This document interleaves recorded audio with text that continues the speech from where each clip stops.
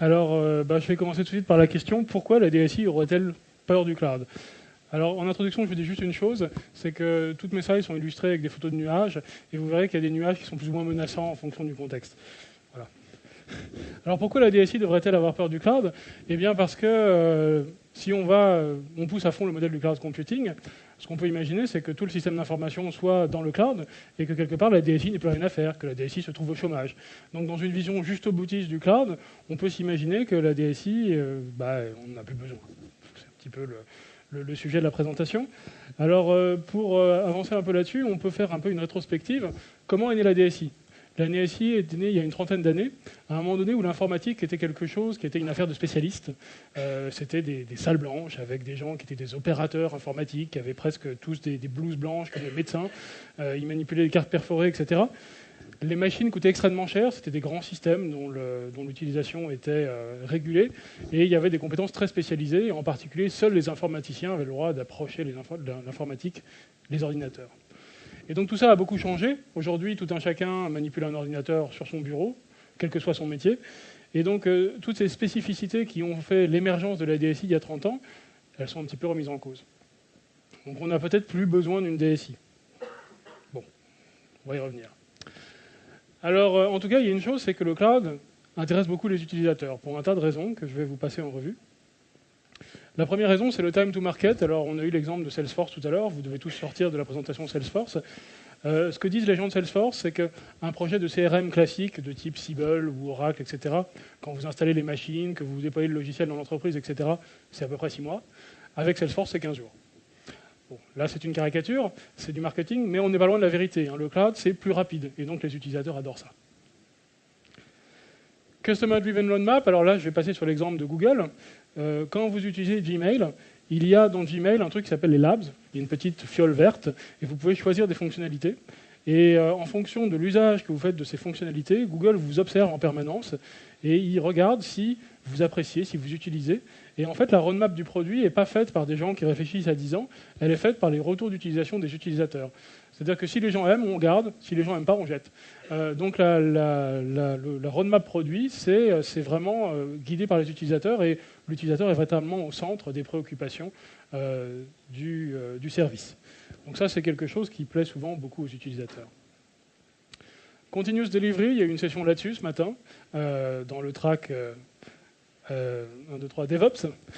Donc il s'agit de la capacité de mettre en production très régulièrement des nouvelles versions de logiciels. Alors il y a des gens qui parlent même de mettre des versions de logiciels en production plusieurs fois par jour, les plus extrémistes. En tout cas, les mises à jour régulières, ça plaît aux utilisateurs. Je reprends l'exemple de Google Apps, de Gmail. Sur Gmail, vous avez des mises en production 2-3 fois par semaine à peu près. Quand vous suivez le flux RSS, vous vous apercevez qu'il y a une nouvelle fonctionnalité 2 ou 3 fois par semaine. Accessibilité from everywhere, alors là il s'agit du côté, le cloud c'est bien parce qu'on peut y accéder depuis la maison, depuis un webcafé, depuis un aéroport, depuis un iPad, depuis un iPhone, depuis Android, etc. Il y a ce côté véritablement très pratique d'accès qui plaît énormément aux utilisateurs. Les utilisateurs n'aiment pas trop souvent quand ils sont obligés d'être au bureau pour consulter leur messagerie.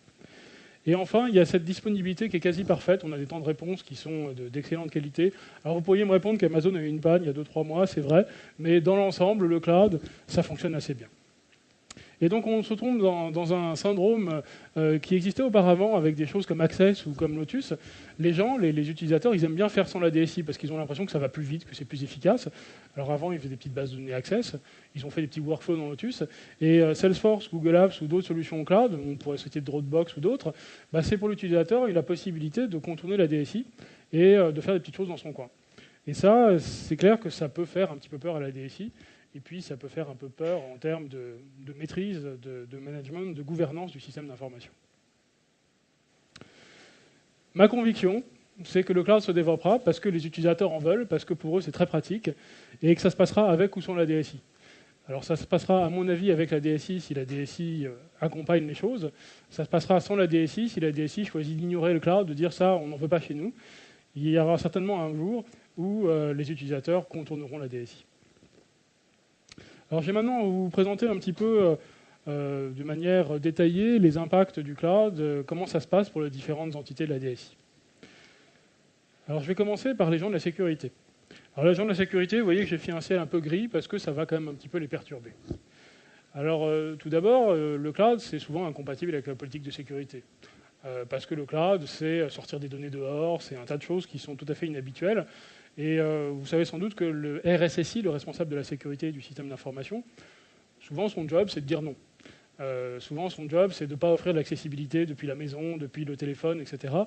Il est plutôt là pour assurer la sécurité en disant non la plupart du temps. Moi, j'ai connu pas mal de RSSI qui étaient d'anciens militaires, qui avaient un regard assez foudroyant. Voilà. Mais c'est leur job. Donc ces gens-là vont être perturbés, ils vont être bousculés parce qu'on va parler de données externalisées. De données externalisées peut-être à l'étranger, peut-être aux États-Unis, avec des scénarios un peu compliqués du style je mets mon mail chez Google, mais alors Google c'est une entreprise de droit américain, le data center de Google est en Irlande, mais en fait je ne sais même pas parce que peut-être qu'il est à Singapour, Google ne me dit pas où est son data center, et puis je contractualise avec Google France, mais en fait le contrat est en anglais, il est signé avec Google Londres. Enfin on a des sacs de nœuds en termes de sécurité et en termes juridiques qui sont un peu complexes. Alors j'y reviendrai dans la suite, il y a à mon avis un enjeu important autour de la sécurité, autour du juridique et du cloud. Il y aura d'ailleurs une session là-dessus juste après, sur les enjeux juridiques du cloud. De mon point de vue, alors ça n'engage que moi, les data centers des grands acteurs du cloud sont bien sécurisés. C'est-à-dire qu'ils ont les firewalls qu'il faut, ils ont la cryptographie qu'il faut. Il n'y a pas de problème technique. Mais par contre, il y a un vrai problème juridique. C'est-à-dire que les données privées, quand elles partent dans des data centers américains, ce n'est pas simple d'un point de vue autorisation de la CNIL, par exemple. Donc il y a un sujet là-dessus. Alors ce qui va effrayer, ce qui va être catastrophique pour les gens de RSSI, c'est les mots de passe externalisés. Dès lors que les gens vont vers le cloud, qui stockent leurs mots de passe dans le cloud, on a des données ultra confidentielles qui sont stockées chez un tiers, et souvent les gens ont le même mot de passe au sein du SI dans le cloud. Donc ça veut dire qu'en termes de sécurité, il y a une crainte qui peut être importante. On a des flux qui transitent sur le réseau public. Le réseau Internet, ce n'est pas véritablement le réseau le plus sécurisé qui soit. Le réseau Internet, il y a quelques hackers qui y traînent. Donc on peut effectivement avoir des craintes par rapport à ça. Donc tout ça va demander des changements pour les gens de la sécurité. Alors de mon point de vue, ils vont devoir développer des compétences juridiques ou alors se faire aider par le service juridique de l'entreprise. Enfin, il y a tout un enjeu autour de l'externalisation des données à l'étranger. Pour ce qui est du reste, il y a des solutions. Alors il va falloir remettre en cause les choses qu'on faisait avant. En fait, ça se passe un petit peu comme ça a pu se passer il y a 10 ans, lorsque les entreprises se sont ouvertes sur Internet. Au début, il n'en était pas question. Et puis, ça s'est ouvert progressivement. Et je pense que les responsables de la sécurité dans les entreprises vont progressivement mettre en place des systèmes d'authentification qui autorisent le cloud, autoriser les transits de flux sur Internet dès lors qu'ils sont sécurisés par des protocoles ad hoc. Enfin, ils vont aménager leur politique de sécurité. Et je pense que leur rôle sera plutôt d'homologuer et d'accompagner plutôt que de résister. Alors homologuer, ça va être par exemple dire on a vérifié que tel opérateur cloud, Salesforce, Google, Amazon ou je ne sais quoi l'autre, ADP, GSI, est conforme à ce qu'on peut attendre en termes de sécurité. Il y a des normes autour de ça, en particulier ISO 27001 et une autre norme qui s'appelle SAS 70 de type 2. Voilà, donc mon credo, c'est que les équipes sécurité vont devoir changer leurs habitudes, homologuer les clouds et puis accompagner les utilisateurs vers de nouveaux paradigmes. Les architectes. Les architectes aussi vont être un peu perturbés par le cloud. Alors pourquoi ? Parce que ça fait déjà quelques années que les architectes travaillent sur ce qu'on appelle l'urbanisation du système d'information. L'urbanisation, ça consiste à essayer de limiter l'entropie, à essayer de faire en sorte qu'il n'y ait pas 15 bases utilisateurs, 20 bases clients dans le système d'information. Et il y a souvent des travaux importants qui sont faits dans les DSI pour rationaliser tout ça. Et le cloud, le problème, c'est que si les utilisateurs ils vont par eux-mêmes, c'est tout d'un coup des bases utilisateurs qui sortent de terre, en quelque sorte, qui vont apparaître dans le cloud. C'est tout à coup un tas de bases utilisateurs, de bases clients, de référentiels qui apparaissent à droite à gauche. Et donc ça casse un petit peu les démarches d'urbanisation. Il y a un gros problème de réversibilité. Alors ça, c'est si je veux sortir de tel prestataire cloud, comment je récupère mes données ? Alors là, je pense qu'il y a tout un sujet pour les architectes. Il y a un problème d'intégrabilité, c'est-à-dire que si jamais mes utilisateurs, comme ça se passe fréquemment, certains utilisateurs ont été séduits par le discours marketing de Salesforce, quelques équipes sont allées vers Salesforce, donc le CRM tourne sur Salesforce. À côté de ça, j'ai ma base client dans le SI, puis tout d'un coup, les utilisateurs qui sont sur Salesforce disent « Mais en fait, ce serait bien si on intégrait les deux systèmes de base client. » Et donc, ils reviennent vers la DSI en disant « Vous pouvez nous mettre en place un système d'intégration ?» Et là, se pose la question de l'intégrabilité du cloud. Est-ce que le cloud offre une capacité à communiquer avec le SI ? Alors dans beaucoup de cas, heureusement, la réponse est oui, mais il y a quand même un sujet à vérifier. Le cloud, c'est aussi des architectures un peu nouvelles parce qu'on on est face à des acteurs qui manipulent des centaines de milliers de serveurs, voire des millions comme chez Google, et qui ne pensent pas l'informatique comme nous. Ils ont des data centers assez étonnants où, pour vous citer un exemple, Google fabrique lui-même ses serveurs, et d'ailleurs il n'y a même pas de transformateur, il y a un seul grand transformateur à l'entrée du data center, il n'y a pas de transformateur dans les serveurs eux-mêmes. Enfin, c'est des architectures informatiques atypiques, et ils utilisent des architectures alors qu'on appelle NoSQL ou Complex Event Processing, enfin des architectures qui ne sont pas habituelles dans les entreprises, et les architectes vont devoir se mettre à jour.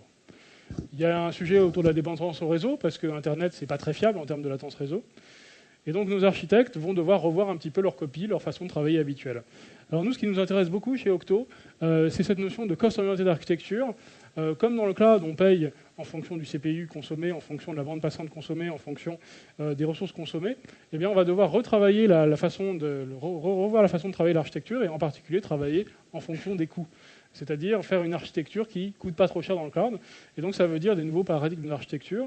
Et moi, en tant qu'architecte, je trouve que c'est très intéressant parce que je vais développer de nouvelles compétences et ça va me permettre d'aller plus loin, d'aller dans des nouveaux territoires que je ne connaissais pas.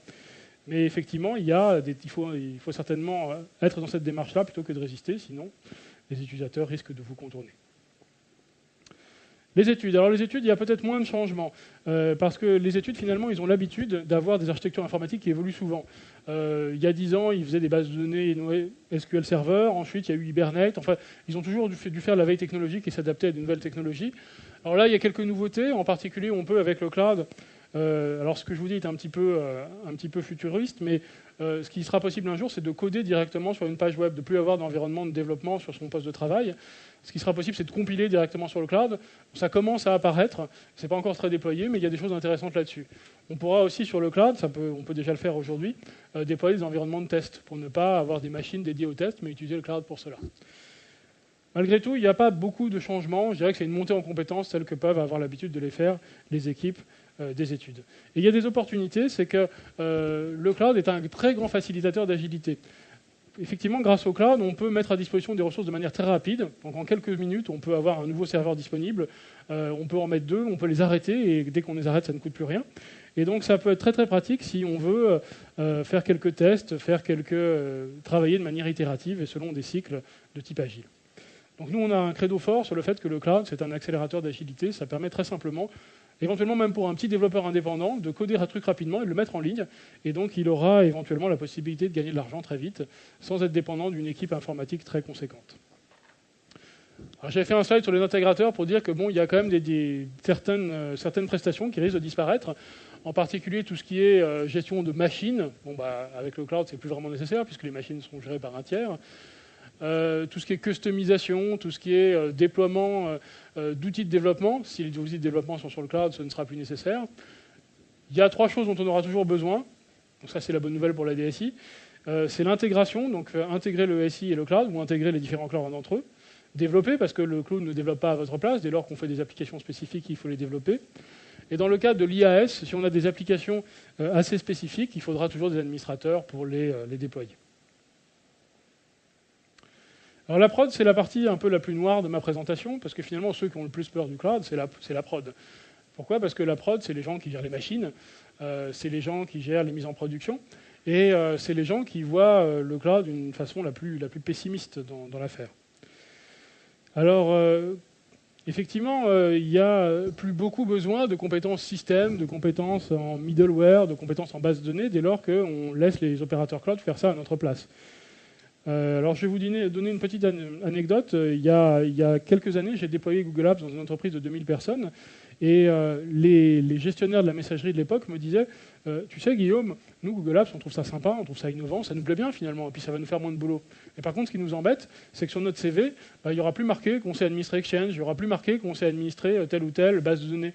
Et donc, quelque part, notre CV en tant qu'administrateur, il va se réduire un petit peu comme peau de chagrin. On aura juste marqué qu'on sait utiliser la console web ou Google Apps. Donc ça nous fait un peu peur en termes d'employabilité dans le futur.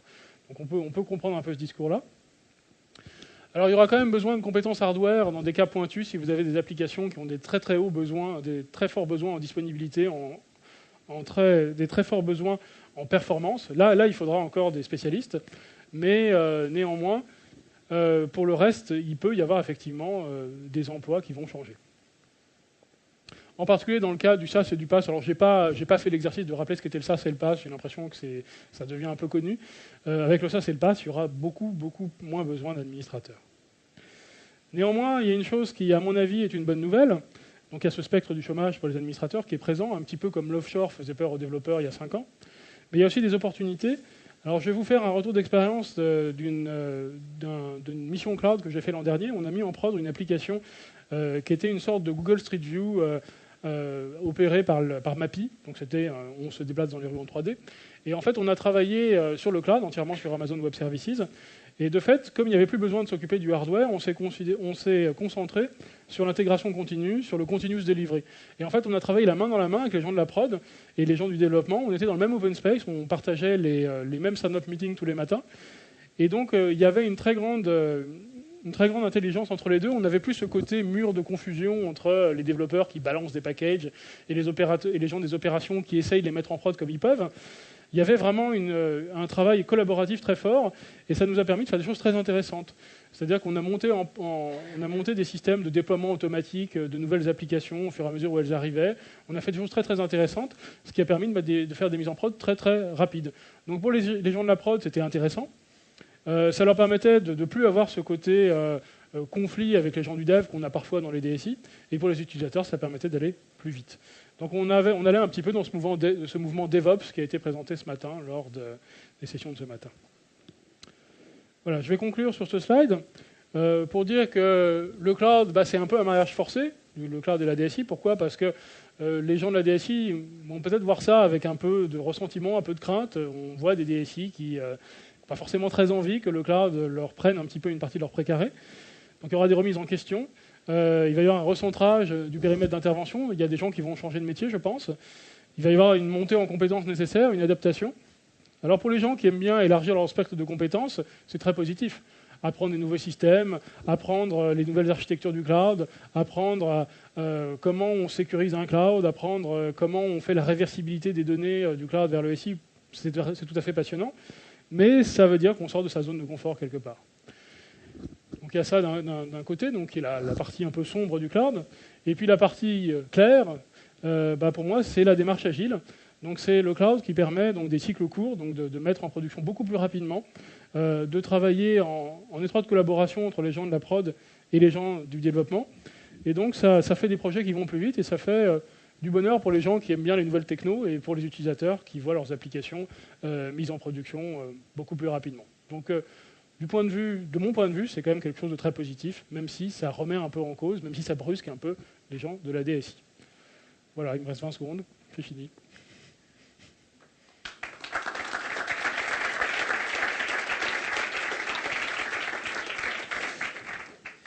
Merci Guillaume. On va prendre quelques questions dans les quelques instants qui nous restent. Je doute qu'on en ait des masses, mais une ou deux, ça doit être jouable. Qui a une question ?